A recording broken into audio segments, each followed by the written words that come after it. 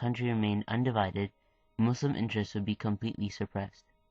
One of these policies was a national anthem called Vande Mataram. The anthem incorporated anti-Muslim sentiments and was compulsory for all students to sing, including Muslim students. The Muslim League also gained favor over the Congress and the British. During the Second World War, the Congress banned any support for the British and the Allied forces, while the Muslim League publicly pledged support for the British Army, who needed help from the large Muslim army.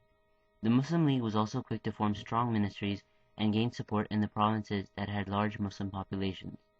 Charismatic and dynamic leaders such as Muhammad Ali Jinnah initiated unity among the Muslims in India and actively campaigned in order to gain more support for the division of British India. Muhammad Ali Jinnah, known in Pakistan as Quaid-e-Azam Muhammad Ali Jinnah, joined the Indian National Congress in 1896, but was unhappy when Gandhi appointed that Hindu values would be the best way to obtain independence for the country. Jinnah differed in his views and believed that the constitutional struggle was the way to gain independence and left the Indian National Congress in 1920. Jinnah believed that Gandhi's policies would cause turmoil between the Muslims and Hindus. In 1934, Jinnah worked hard to reorganize the Muslim League and got a lot of help from his right-hand man, Liaquat Ali Khan. 3 years later, in the elections of 1937, the Muslim League won a significant amount of seats under the Muslim electorate and emerged as a competent and influential party. It, however, did not win the majority as it lost Punjab, Sindh, and the northwest frontier. Jinnah proposed an alliance between the Muslim League and the Indian National Congress and offered that they would face the British together, as long as the Congress accepted that the power would be shared, there would be separate electorates, and the Muslim League would be the official representative of India's Muslims.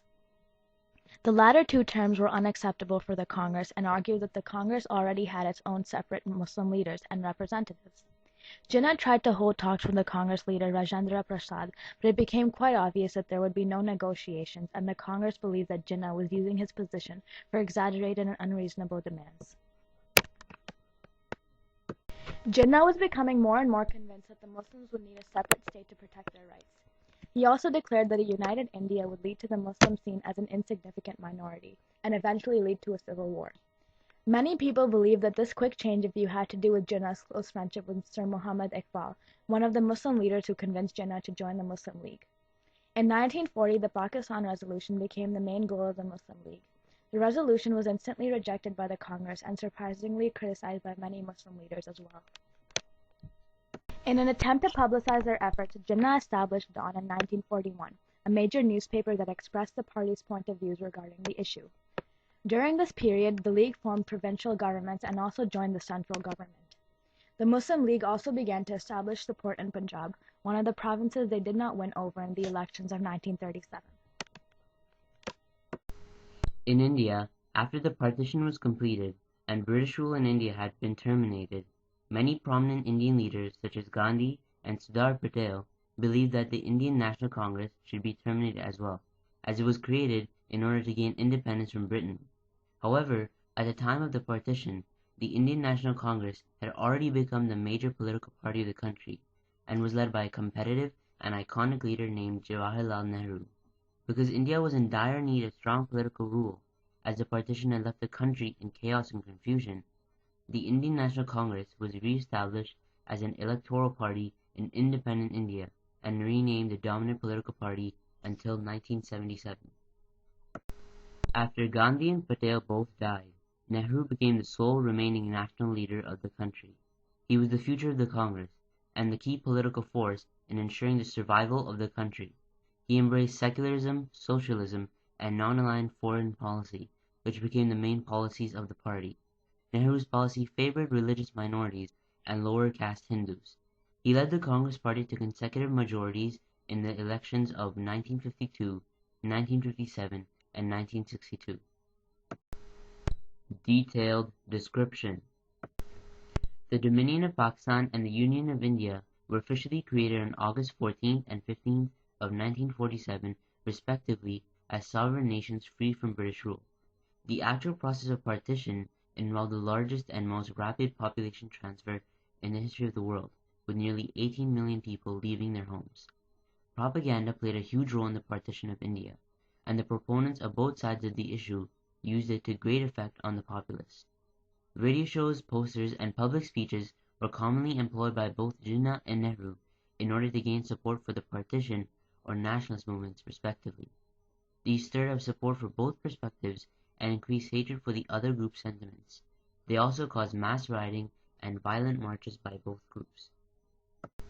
Eventually, Jinnah's call for direct action in August of 1947 prompted Lord Mountbatten, the last Viceroy of India, to declare partition between the two religious factions.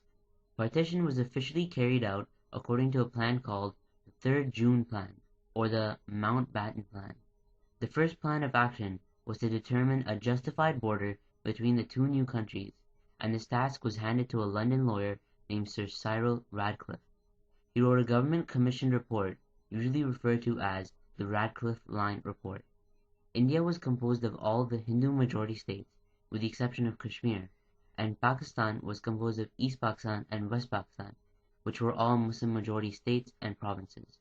The most disputed over areas were Bengal and Punjab, as these two states were the most equally balanced in terms of the number of Hindus and Sikhs and Muslims. At the exact moment of partition, because official boundaries and the Radcliffe Line Report were not as yet created, the two states were divided according to notional division, or by religious majority districts of the states.